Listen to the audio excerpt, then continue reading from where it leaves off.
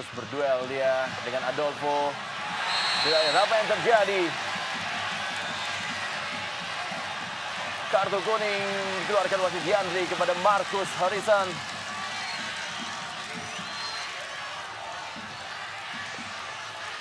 Bagaimana tadi pelanggaran Marcus terhadap Adolfo Souza. Terus terang Marcus tidak meninggalkan begitu banyak pilihan terhadap wasit dari Yandri yang memimpin cukup baik pada pertandingan hari ini. Kita lihat bagaimana Marcus jauh meninggalkan kotak penalti yang harusnya dia huni, dan terlihat bahwa tadi Adolfo juga sudah terlihat penuh menguasai bola dan dia seperti melakukan tackle rugby ini atau senggolan.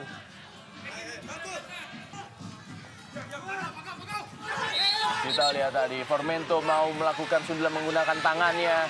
Satu blunder atau satu keputusan yang tepat dilakukan oleh wasit Yandri, memberikan kartu kuning kepada Formento.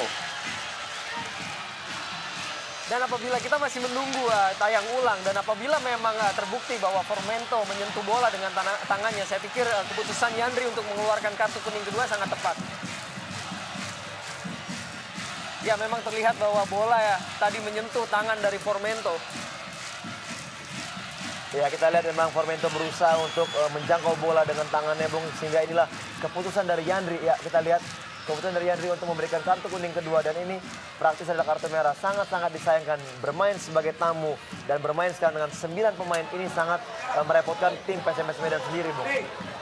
Andre Formento menerima kartu kuning. James. Pelanggaran.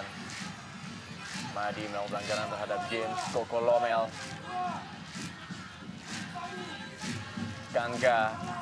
Set piece ini atau bola mati ini bisa dimanfaatkan oleh PSMS Medan. Direbut kali ini oleh Egy. Lopez. Masih Lopez. Lopez. Kita lihat bagaimana wasit Yandri sepertinya. Ya, kita lihat Marcus kelihatannya meminta untuk memberi kartu, Bung. Karena kita lihat memang Lopez melakukan diving. Mengharapkan penalti dari wasit. Ya, kartu kuning kepada Christian Lopez. Bagaimana ia melakukan aksi divingnya ketika berebut bola dengan Marcus Harrison. Inilah dia, Cristiano Lopez Figueiredo.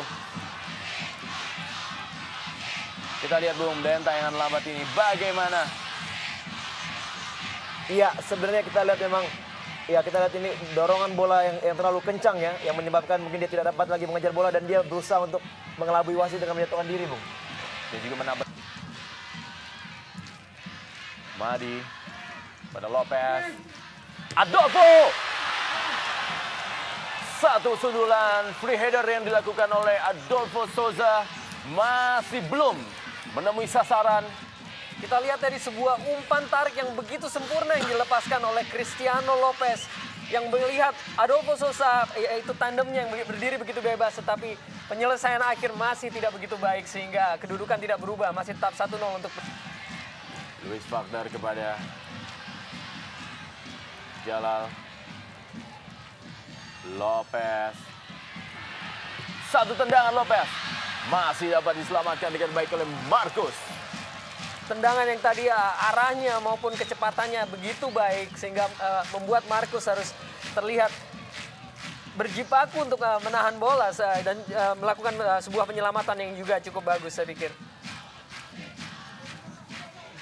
Lopez kita lihat yang mendapatkan peluang, satu tendangan dari luar kotak penaltinya masih dapat diselamatkan oleh Marcus Harrison. Yusmadi. Satu tendangan baru saja kita lihat Adolfo Souza gagal kembali memanfaatkan peluang. Dan ini udah untuk yang kedua kali kita lihat bahwa Adolfo Souza terlihat kembali berawal dari sebuah bola liar dari sundulan antara kedua pemain dari dua belah tim dan Adolfo Souza yang berdiri tidak begitu. Masih Luis Wagner. Cristiano Lopez. Adolfo Souza. Gagal melewati Marcus Adolfo. Dan kali ini dua pemain masih tergeletak di lapangan. Dan Marcus sepertinya meringis kesakitan. Dan kembali kita lihat Adolfo Sousa mendapat umpan yang begitu baik dan dia lepas kontrol sehingga bola bisa dikuasai lebih dahulu oleh Marcus. Ya, saya melihat dengan kesalahan yang dilakukan oleh Adolfo ya, mengontrol bola terlalu jauh. Dan di sini ada suatu keputusan juga yang menurut saya sangat-sangat membahayakan untuk Marcus. Karena kita Marcus sudah lebih dulu menangkap bola. Lalu Adolfo mengangkat kaki ya. Marcus masih tergeletak. Ini Gilad Jalal, tendangannya masih sangat jauh melenceng dari gawang Marcus Harrison. Iya, sebenarnya satu keputusan yang cukup baik dilakukan oleh Jalal. Memang akurasi yang belum benar, Bung. Kita lihat memang dengan keberadaan seorang Marcus yang udah jauh dari gawang, inilah keputusan dari Jalal untuk melakukan chop bola sebenarnya ke arah gawang, Bung. Andi kali ini Jalal gol!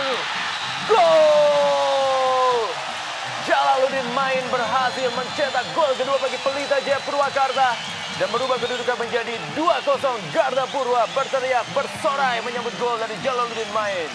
Saya pikir mulai terlihat bahwa PSMS pada malam hari ini bermain dengan 9 orang. Bagaimana umpan yang dikirimkan tadi mendarat di kaki Jalaluddin Main di dalam kotak penalti tanpa sedikit pun mengalami gangguan untuk bisa menendang bola langsung ke dalam gawang.